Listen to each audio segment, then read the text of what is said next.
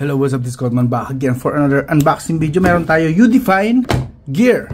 So, this is a smartwatch, of course. Obviously, nasa picture naman.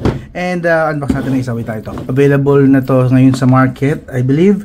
And, this one, price tag muna tayo para hindi ko na maaksaya ang oras nyo. Ang price tag po nito is nasa 4.5 po ang price tag niya, okay? So, ang tanong, worth it ba ang smartwatch na ito sa inyo? So, expectations muna tayo. Meron siyang 2.01 large color display. I believe AMOLED po ito.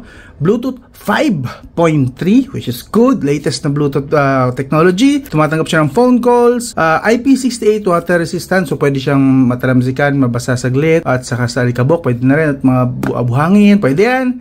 Alexa voice assistant. Hindi naman yata tayo masyadong magamit dito ng Alexa. This is from Amazon. Ang ginagamit yata natin dito sa Pilipinas ay either Siri or Google Assistant. So, yan. Kung gumagamit kayo ng Alexa voice assistant, good for you. Blood oxygen measurement. Sa kabila is nandito ang heart rate. So, supported niya heart rate. Monitoring for application teams, running courses, plans. Parang coach yata to. Siguro may ganun siya. May voice siguro to na something like that. Alamin natin. Sa kabila, 200 plus watch faces. Yun, pwede natin customize yung itsura niya. And 300 mAh battery capacity. Okay. So, parang Apple smartwatch lang yung laki ng battery niya. But, let's see kung worth it nga. Unbox na natin. Ito na. So, tanggalin muna natin to. So meron siyang extrang strap. So, kung sawa ka sa kulay nito, meron ka pang other choices. That's nice. Ay, shoes. Ang ganda. Para siyang smartwatch ng Apple Ultra. Premium ang dating. Ang ganda. Pwede na to. Nakakadaya na to. Kahit paano.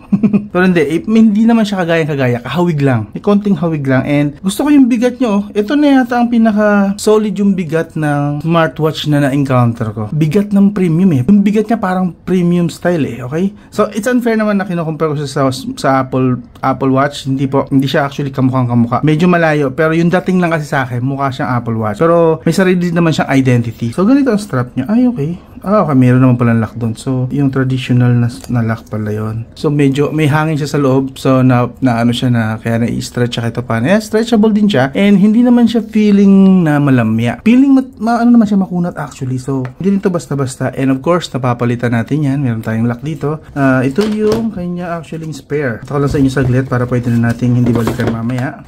Green. So, green yung kanyang spare. Etong spare naman, magnetic. Mas gusto ko to. Kaso dapat ito yung orange, hindi yung green. I think it's about time na humilig na rin ako sa smartwatch. Kasi parang ako na lang yata ang YouTuber na hindi nag-i-smartwatch. Malabas na rin pagiging ilonggo ko eh. Okay to. Matibay. Tsaka ito, mas maganda nito ang kunat nito. Halatang mas matibay ito. At tsaka yung magnet, malakas yung magnet niya. Hindi basta-basta rin yung magnet niya. Tumutunog talaga siya.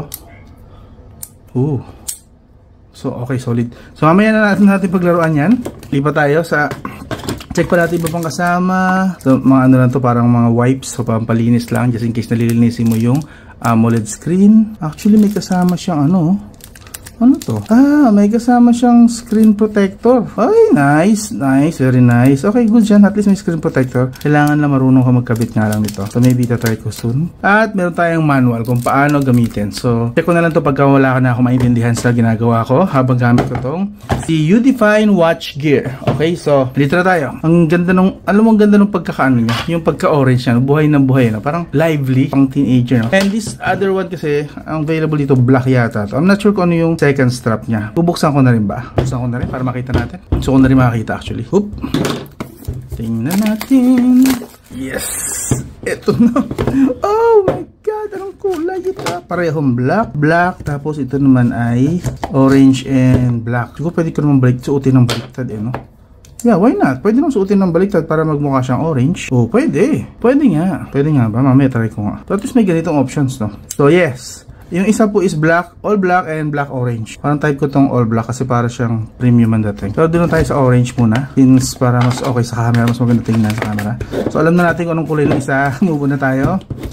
Out of curiosity lang. Hindi ko sure kung ibebenta ko to, pero abangan nyo na lang sa Shopee ko ibebenta ko tong mga to. So, buksan na natin.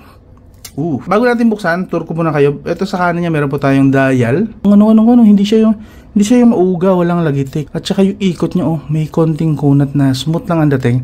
Makunat pero smooth sa pakiramdam. Narinig niyo ba yung tunog click? I'm not sure kung narinig ng mic pero tunog pang mayaman eh. And then the button, I like that. And of course, sa kabila naman, kaliwa, I believe this is a speaker. Malaki posibilidad na speaker itong part na to. And then, ito naman yung ilalim. U-Define. Tapos, may nakasulat na input 5 volt, 0.5 amps. Tapos, made in China. Tapos, meron tayong isa, dalawa, tatlong sensor ang nandito. Okay. I hope maganda ang kalabasan. And of course, dito yung charging contact. Dito ididikit yung charger para gumana siya. Parang hindi ko napansin yung charger. Napansin ba ko yung charger kanina? Ito pala nasa gilid. Anak nang nag-worry ako dun. Hala ko lang kasamang charger eh. So may kasama naman charger. So yun nga yung charger niya. USB type A then parang pogo pin style. Okay, ang hindi lang kasama is charging brick. So sariling charging brick niya naman. Since ang input niya lang naman ay 5 volts, 0.5 amps, bali 2.5 watts lang ito. Mababa, low power lang yung kanyang charger. So kahit 10 watts lang na charger, pwede na rito. Yung lowest. So ayun, nag-on na siya. So 99%. So para mag-on siya, is kailangan mo siyang saksakan ng isaksak saglit sa charger. Yun ang turn on niya. Wala rito ang turn on, as you can see. Wala dito nung kanina nung pinipilit ko siya na ilong press. So para mag turn on siya, ang pinaka switch niya is yung charger. Wag niyo pong iwawala yung charger kasi yung pala yung switch niya, turn on. So balik na tayo. Download the VeriFit app to your phone from the Google Play Store or the App Store. So, supported po niya both iPhone and Android. So, tatry natin install ang U-Define Watch. Scan natin. Yun. So, yun. Ito pala yung app. So, Google Play Store, VeriFit. Pwede namang i-diretso nyo na actually ng scan. Pwede namang diretso na sa Google Play Store. Hanapin nyo na itong VeriFit na app sa Google Play Store and App Store. Pwede po siya kasi sa iPhone. So, open na natin. Hopefully, mabilis yung pag start to use na agad tayo. Mamaya na tayo mag-login. Yun. Matik. Automatic na pala eh. Wala na akong masyado. Basta once na i-connect mo na, matik na yun. Go-connect na siya. Matik na di-detect na. Good. Good job. Good job. Okay to. Set course. Set up muna natin saglit ha. So, ayun. Ganda. Actually, ang ganda lang niya, no? Buhay na buhay. Iba talaga pag AMOLED, no? Yung screen. So, lipat tayo sa mas malaking screen. Ayun, mga watch face. Pwede bang dito ko setup? Kung dito tayo magsa-setup, watch faces. Ito yung mga built-in niya. So, maganda naman pala yung built-in niya. Pwede na.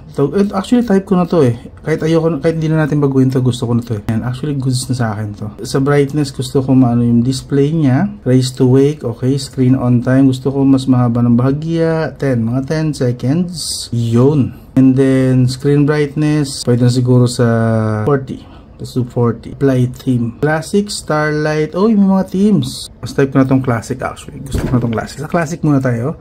Sa ngayon. Sounds and vibration. Ringer volume. Gusto ko malakas. Vibration intensity. Moderate. Goods na yan. Next. Lipat na tayo. May do not disturb mode din naman Pwede din. Schedule DND siguro 11 PM to 7 AM. Okay, good yan. DND mula gabi hanggang madaling araw. Down bottom, no. Pwede siya i-customize itong button na to sa baba. So, phone activity, Alexa, workout records, heart rate, SpO2, stress 1, click sleep. Okay. So, maybe lagay ko sa flashlight, I think. Battery level, okay. Pwede ka mag-power saving mode kung nagtitipid ka. Like kunwari, nasa labas ka. Yes, pwede to. Power saving mode. General. Power off, okay. Dito naman gusto mo siya i-shutdown talaga. Ito itong shutdown, reset, and restart. Yun yung dito makikita mo sa mismong smartwatch. So, currently, tama ba yung oras? 5:40, tama, 5:40 tayo. Okay. Ngayon, gusto ko naman dito mag-explore. Dagdagan natin ang smartwatch faces. So, more. Sabi doon maraming pagpipilian. Hopefully, may dadagdag ako na maganda. Parang type ko itong isang to. Set natin. Tingnan natin kung gaano kabilis. Okay. Using. Uy, galing. Tanggap ko agad yung message, Ano yun? Nasaan yan? Saan ko ba masisilip yun? Gusto ko makita. Wait, nasaan yan? Baba? Yun. So, swipe from the bottom pala. I like that. Tinataas ko pala siya. Napakinabangan ko na agad. Free installation. Installing. Ooh. Okay. Mabilis. Good siya. Okay yan. Gusto ko yan.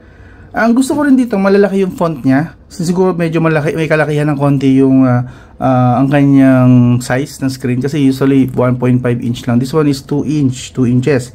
And kinaganda, malaki din yung font. So, kitang-kita ko lahat na nangyayari. I like it. Napalitan natin. Ay, type ko to. Dilaw. Gunduhan natin Storage is full. Okay. So, puno na pala. So, kailangan magbawas. So, tanggalin ko to.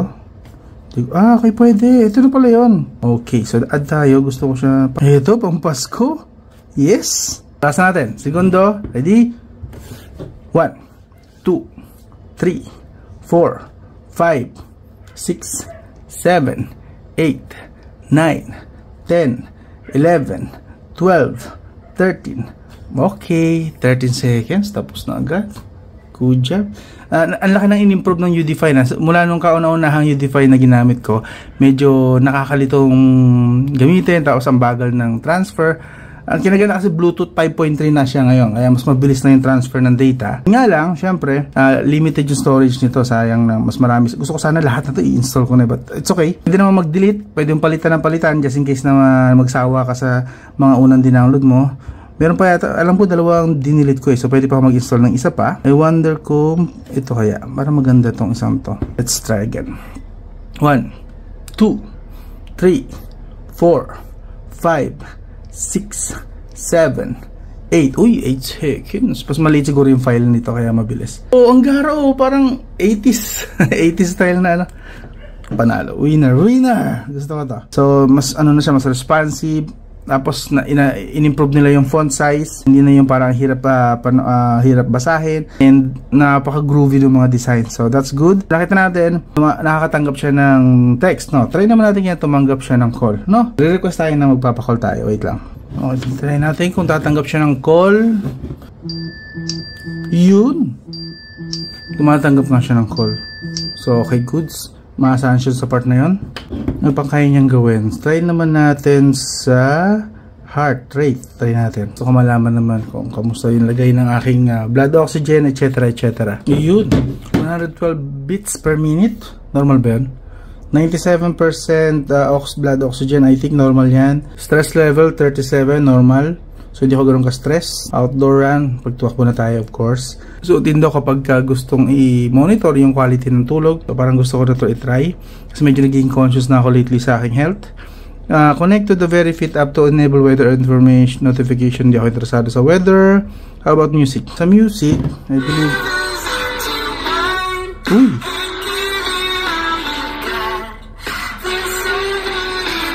Teka, anong music yung inon niya? For some reason may inon siyang music. What was that?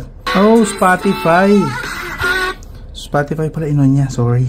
So, okay pala. Kahit hindi naka-on yung Spotify ko. Ayan, tinanggal ko yung Spotify ko. Once na nandito na ako, pwede akong patugtog. Pwede kong kontrolin yung Spotify ko. Hop.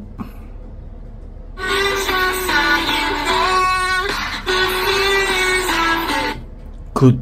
Hindi na siya ganun karaming features na hindi mo naman kailangan like games. Hindi na sila naglagay ng games which is pabor sa akin. Para namang exaggerated naman pati ba dito maglalagay. More on, nilagay lang nila dito basic talaga. Kung ano yung importante lang about sa isang smartwatch. Good job. Sa mga gusto ng games, meron naman dyan actually na mabibili na iba na Udifine version na may mga games. But this one, nagustuhan ko kasi wala ako nakitang games dito. At least, yan na lang, basic lang. Tip ko na siguro ay dito. Kasi Pasko na ngayon. Merry Christmas! So I like this. So yeah, very much working po. Ito si Udifine Gear. Okay? Udifine Watch Gear. So kung interesado po kayo rito, iwan ko yung link sa video description. I like this one. I don't think ibebenta ko to. Parang gusto kong pamasko yata sa sarili ko. Ibebenta ko siguro yung isa. The other one, the black one. But this orange one, baka i-keep ko to. Basta i-keep ko yung isa dito, yung isa ibebenta ko. Kung interesado kayo, iwan ko na lang sa video description or sa ipipin ko sa comment section yung Shopee link nito or follow nyo na lang yung Shopee store ko, yung Aslan store. Yan. Ang link nandyan sa video description sa baba. Sa ilalim ng title. Click nyo yung title ng video na to. May more doon. Nakalagay more. Click nyo po yun. Nandun po yung mga link ng aking mga pages, groups, at saka kung ano-ano pa. Okay? So yun, again, this is Udifine Watch Gear. Salamat sa panonood. I'll talk to you again soon.